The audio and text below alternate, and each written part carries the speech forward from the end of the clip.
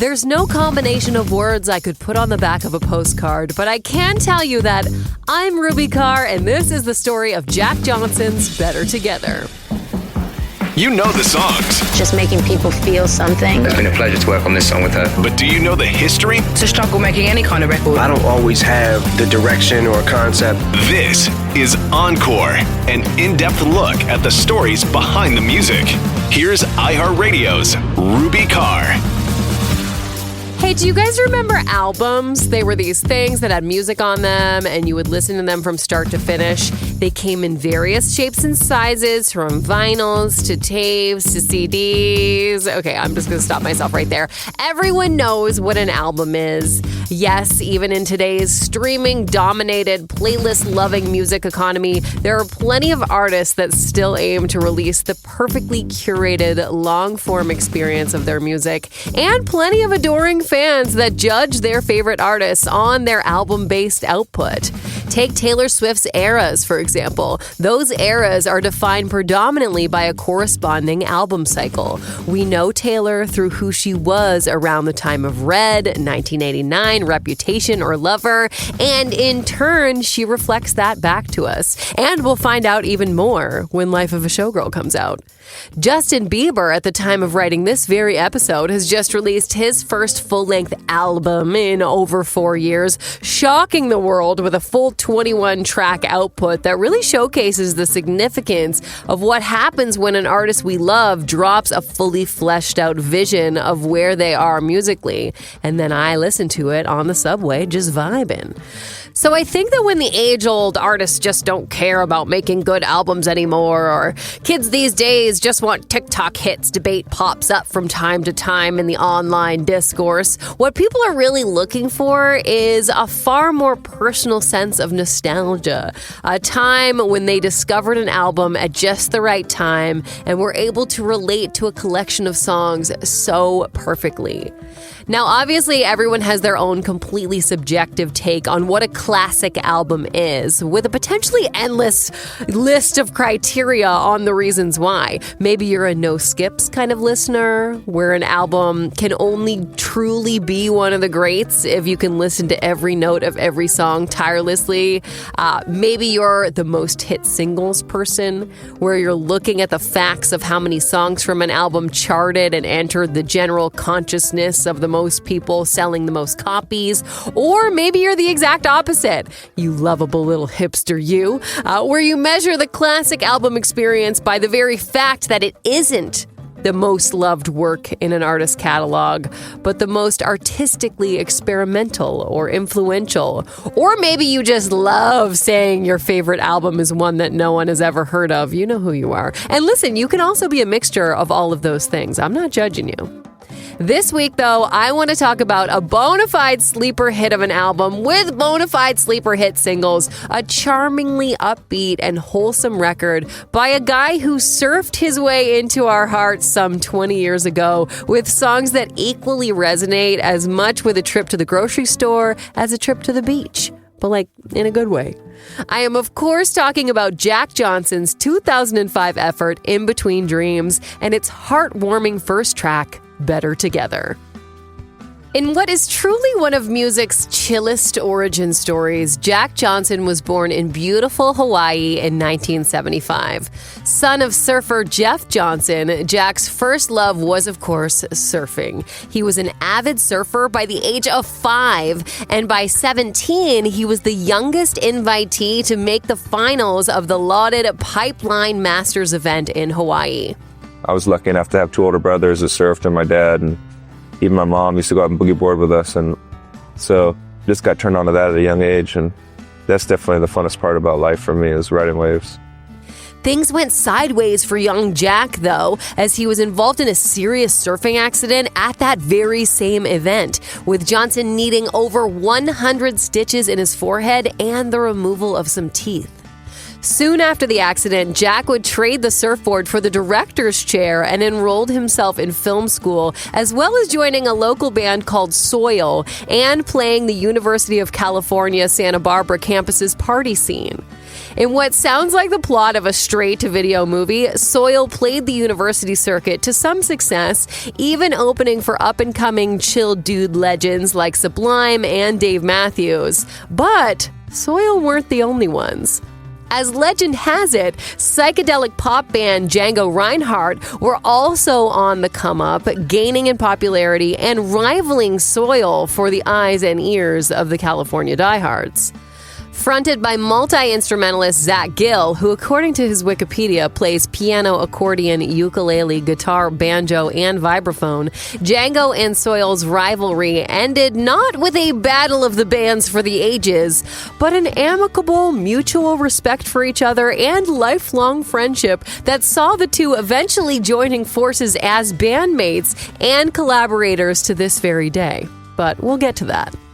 Ever the Renaissance man, Jack Johnson also successfully put his film studies degree he earned at USCB to good use by combining his love of surfing, film, and music to direct the surfer documentary Thicker Than Water with his pals Chris and Emmett Malloy in the year 2000.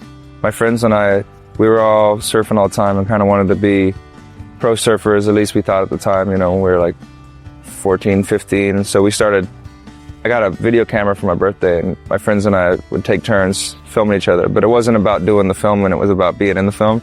So we had to trade off. It was like a half an hour doing the camera. Between 4 friends, each guy would have to film for half an hour, and you get to surf for an hour and a half. And then we'd come in and we'd edit all the footage together on, you know, take 2 VCRs and go from tape to tape. I never realized that, you know, had a influence on later in life doing the surf films. But I went to film school for a while. And I didn't really think I was going to make surf films. I thought I was going to go off to Hollywood and make productions, but I tried that for a minute. I didn't dig it too much, just being in that area. And so just started going off on surf trips and doing the surf films, and I fell in love with it. It was really cool. Johnson would score the film himself while also leveraging his relationships with some of the best surfers in the world at the time in surfing hotspots like Australia, Indonesia, India, and Hawaii, of course. If Johnson's co-directors sound familiar to you, by the way, it may be because the Malloys went on to become quite successful music video directors themselves, directing countless videos across rock, pop, and hip-hop throughout the 2000s and beyond, perhaps most notably former Encore episode subject Avril Lavigne's Girlfriend music video. It was around this time Johnson met stoner soul rock funk musician G Love of the band G Love and Special Sauce, the fun-loving G. Love met Johnson through his surf documentary circles and invited Jack to collaborate on a song called Rodeo Clowns. With his foot now in the door in a variety of artistic circles, Johnson then caught the attention of traveling bluesman Ben Harper and his producer J.P. Plunier. Plunier was a fan of Johnson's demo tape and offered to produce his debut album, eventually titled Brushfire Tales, and released in February 2001. Jack would regale the story of stumbling into success to much. Well, at first, I mean, and the same thing I was talking about, I was just making surf films, and then basically got this chance thing to all these. Well, what happened was I got on G Love and Special Sauce, so I got a chance to meet Garrett, the singer from that band, and I showed him some of my music, and he ended up putting one of my songs on his record that we played together in the studio. And then all of a sudden I started getting all these phone calls from labels just out of nowhere. I was never even thinking I'll put on a record. Yeah. And I was just kind of intimidated, you know, and people started telling me stuff like, be careful, this and that, and don't sign this or that, and the whole thing was just real intimidating. And I just wanted to get in a situation where I wasn't working for somebody, mainly. And so it worked out really good because I think us being so scared about the whole thing, we ended up getting ourselves in a much better situation by accident. Complete with a co-sign from Ben Harper himself, contributing his signature slide guitar sound to his first single, Flake, Brushfire Fairy Tales would become a cult favorite in the singer-songwriter acoustic crowd, who were just discovering the likes of the more commercially packaged John Mayer and the loyal folk music and blues rock Ben Harper acolytes, who were often the specific type of hipster who would always go on about real music. You know the type. As David Bennon wrote in his irreverent 2021 retrospective of the album for online publication The Quietus, Johnson was buff, he was rugged, he was handsome, he was easygoing, he was sensitive, and above all, he was authentic. He was authentic the way expensively marketed jeans and pleasantly appointed woodland cabins and ethically sourced coffee beans are authentic. It wasn't just the bong fancier fraternities, both Scholastic and Dropout, who loved the guy. He brought the sororities in too. Dude was catnip to the ladies. I can't believe he actually said that. Dude was catnip to the ladies. And when you look at him, it's hard to blame those ladies. Plus, he understood. You could tell from his songs that he understood. Granted, he understood in the most generic fashion conceivable, the way your horoscope or an inspirational meme understands. But then sometimes a thing becomes hugely popular because it dazzles the senses and stirs the passions of a multitude. And sometimes a thing becomes hugely popular because it's basic AF. But to Johnson, basic wasn't a bad thing. He really was just a guy, and he really was just writing songs. So was it so wrong that people were connecting in the most basic sense of the word? Here, I'm going to let Jack explain. I guess I always think of it as folk because I always sit around with an acoustic guitar and write, and then I'll show the songs to the other guys in the band, and they'll add the bass and the drums. So then it ends up not sounding doesn't sound always like folk, sometimes it sounds more like reggae or a little touch of hip hop or kind of what they end up adding, the beats they add and whatnot. But I always think of it as like funky folk. I think some of the songs I write touch on issues that might be good for the younger generation to hear, and some are just dumb love songs that I was writing around the house that are kind of trying to make my wife laugh or something. And so I just feel like the responsibility doesn't change. Like I feel just as responsible to make a dumb love song that people, dance around and have a good time at a show. So I think the main thing is just to not change up what you're doing once things change around you. You tell him, Jack. Jack Johnson would open for Ben Harper and the Innocent Criminals throughout 2001, and by late 2002, Brushfire Tales officially became his first platinum-selling album. Now with a bit of name recognition behind him, also in 2002, Johnson was able to release his follow-up surf documentary and its soundtrack, The September Sessions. While all of these artistic endeavors paint a very clear picture of a super talented, super motivated Johnson, it took a while for him to warm up to the idea that Jack Johnson, full-time musician, was ever really truly a thing, telling much. I don't know, I guess I just didn't want to put too much pressure on myself, but because it was just a side thing. I always thought I was going to go back just to making surf films after putting our record out. The first record was just kind of a chance thing, and somebody heard a tape and decided they'd put us on their label, and so we ended up doing that record. And I kind of thought we were going to tour for a few months, then go back to making surf films, and I just kind of kept on rolling, and that was cool. I had enjoyed it, but I just didn't want to make myself think it was going to happen. Johnson's follow-up record, On and On, produced by Mario Caldado Jr., famous for producing Beastie Boys' Sabotage, profiled last season on Encore, was a bit of a disappointment, all things considered, critically panned by most major outlets at the time for being a bit too much like Brushfire. Rolling Stone's Barry Walters would say, "The acoustic guitar and easy rhythms of On and On don't build much on 2001's Brushfire Fairy Tales, which already comes across as formula. Just as it's hard to believe that all those rap metal groups could be so genuinely angry, it requires a leap of faith to trust that Johnson could really be this calm." But that's the thing. He really was that calm. In researching this episode, I came across a not specifically relevant to the music story that I just thought was so wholesome and spoke so perfectly to what appears to be Jack Johnson's character, involving growing up in Hawaii and why one of his brothers calls him Gandhi. Now your brothers call you Gandhi. One of them does sometimes. Why is that? Well, they used to be, Hawaii's a pretty aggressive place out in the water, and so like a lot of fights go on. And my one brother, he used to get in a lot of fights. But he was the oldest brother, and he kind of had to look out for us. And then I never got in fights. And like if somebody drops it on your wave, like if you're riding a wave and somebody takes off in front of you, a lot of times people get in fights about that. And I just thought it was so silly because surfing is just a fun thing to do. And so I was always trying to calm my older brothers down, like don't fight and stuff. But it was easy for me to say because they were always fighting for me. Like somebody would get a hassle with me and they'd be an older person, they'd want to fight them and stuff. So anyways, he would just always joke and call me Gandhi because I was always trying to like make peace out in the water and stuff. I am once again saying, you tell him, Jack. While sales of On and On were not at the levels of his debut, I think you can tell by now that, wasn't such a big deal to our guy Jack. And the thing is, I've been realizing lately, I don't really care too much because I'm not like a businessman. I'm not and so the key is just to make music and get excited when people are hearing it at all, and if somebody, in the end, I guess I'm making a living too, so it's to my benefit if they figure out a way, to help us keep making a living doing it. But it's kind of more up to the business people to figure out, how to make it all work. That's nice though. When you're it's cool, but I feel plenty of success, and when people say the music industry is in trouble or whatever, it's like, I got into it right as it was getting in trouble, I guess. Hey, quiet down, kids. Speaking of kids. Yeah, quiet down, kids. Don't you know we need this audio 20 years later for a podcast? Sorry about that. After finishing his tour with his pals G-Love and Special Sauce and Donovan Frankenreiter, Johnson returned to the comforts of the Mango Tree Studio in Hawaii to record album number 3. Now, you might not be surprised to hear that Jack Johnson isn't exactly one to try and reinvent the wheel. Jack would write most of the music and lyrics for the album, just as he'd always done. He'd bring in On and On's producer, Mario Caldato Jr., to produce the record, as well as enlisting stalwarts on his previous efforts, Adam Topol on drums and Merlo Podluski on bass. But what Johnson would do for the first time ever in his professional career is open the doors to the Jack Johnson extended universe and bring bitter rival turned BFF Zach Gill of Django Reinhardt into the fold. That's right, Johnson's old university jam band rival Zack Attack was back.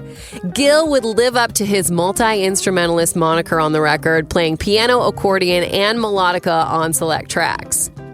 While I don't have too much more info on the motivation behind Gill's return to the fold, what I can say is that since coming in to help with album number 3, Zach and Jack have been inseparable, with Gill becoming a permanent member of the touring band and the album personnel for each subsequent Jack Johnson album right up to the current day.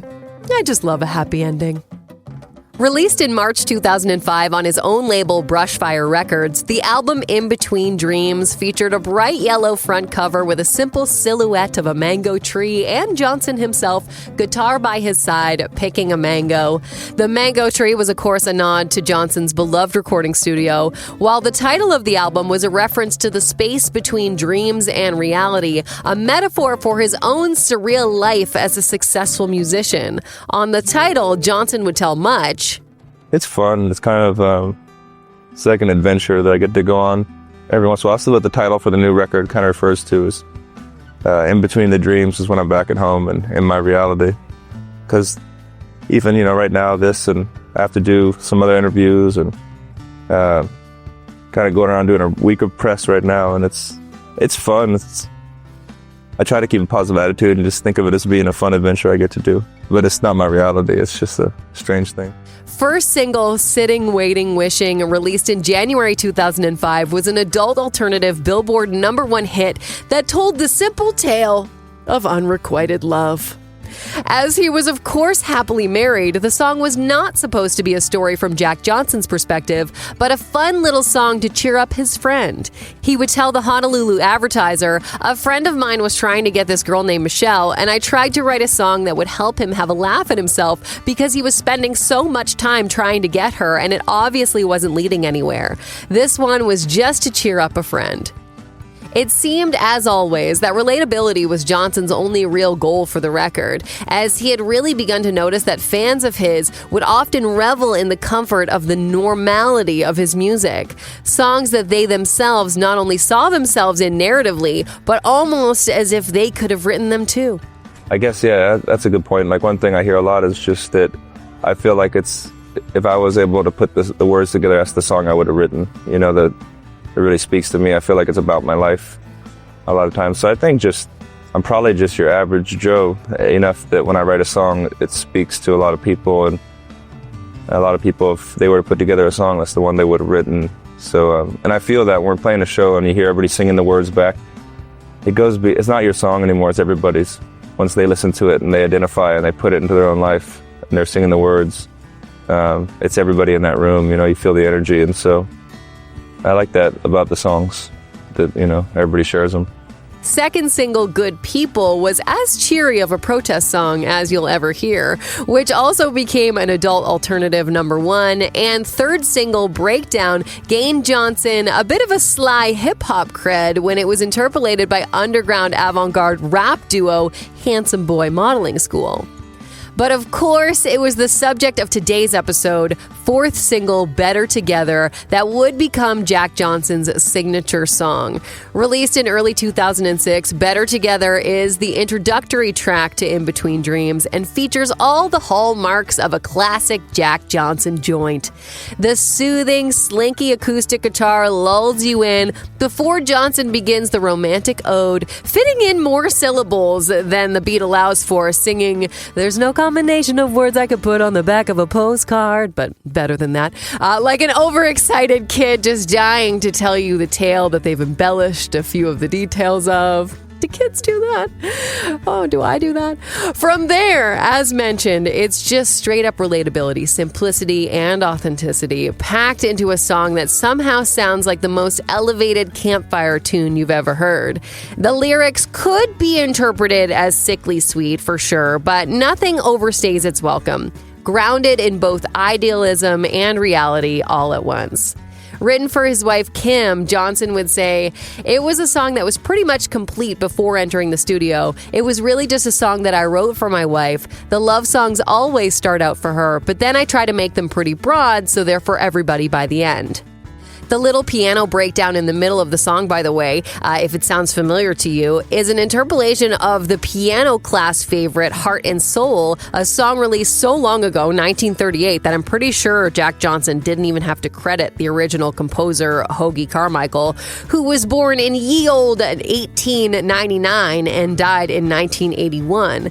The catchy little chord progression is also often referred to as the 50s progression, thanks to its common use in doo-wop songs in the 50s and 60s. Now you know. While initially only a modest sleeper hit in the United States with about 500,000 copies sold, over the years and decades actually, Better Together became Jack Johnson's calling card worldwide, going 4 times platinum here in Canada, 6 times platinum in surf-loving Australia, double platinum in the UK, and 4 times platinum in New Zealand. While a lot of these platinum certifications came on the basis of sales equivalent streams on streaming platforms, Better Together has become Jack Johnson's most viewed video from the In Between Dreams era on YouTube and his most streamed song of his on Spotify, no doubt soon to be included in their lauded Billions Club. Around the same time of the release of Better Together, Jack Johnson also released the iconic and wholesome sing-alongs and lullabies for the film Curious George, a delightfully cheery soundtrack of Jack Johnson originals and covers artists like the White Stripes, Ben Harper, and a reimagined recycling anthem from the Schoolhouse Rock series. While the Curious George movie itself wasn't exactly a blowaway hit, making a respectable $70 million on a $50 million budget, Johnson's kid-friendly hit Upside Down from the movie's soundtrack became a platinum seller, #1 adult alternative hit, and his longest ever charting song on the Billboard Hot 100. Johnson was actually only originally commissioned to write 2 songs for the film, but was just so gosh darn enthused about the project and inspired to write more songs for his eldest son that he became a crucial part of the film's storytelling.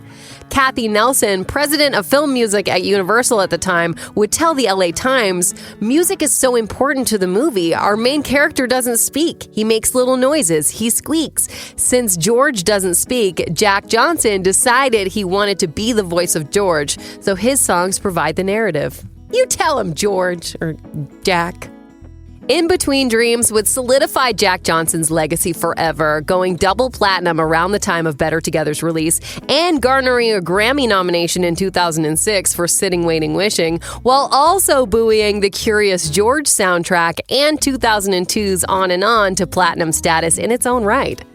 Never really concerned with chasing a hit, Johnson's next album, 2007's Sleep Through the Static, would also become a platinum seller with lead single If I Had Eyes telling a forlorn tale of the breakup of a long-term relationship. But fear not! It was not autobiographical. Jack and Kim, who married in 2000, are still happily married to this day. Unfortunately, the song was inspired by friends of Johnson's who were divorcing. In 2009, the happy couple created the Johnson Ohana Charitable Foundation, a nonprofit charity supporting environmental, art, and music education worldwide. These days, Johnson is living a simple, eco-friendly life. With his last album released in 2022, music has become more of a byproduct of life well lived than a primary concern for him. His most recent tour in support of the record featured songs from his now 20-plus year career, but Johnson ended every night's encore by sending the crowd home happy with an epic sing-along of, you guessed it, Better Together. Coincidentally, at the time of writing, Jack Johnson did an interview with CNN's Bill Weir just a couple of weeks ago to talk about his efforts to make concerts around the world more environmentally friendly for a documentary that featured the likes of Billie Eilish and Bonnie Raitt, to name a few. Shot at his glorious Hawaiian farm, Jack explained what inspired him to reduce his own environmental footprint and what he's doing at home in Hawaii to care for the planet. Going back to those early shows when you have these sort of awakenings, it's like everything's great and it's like, wow, what a night.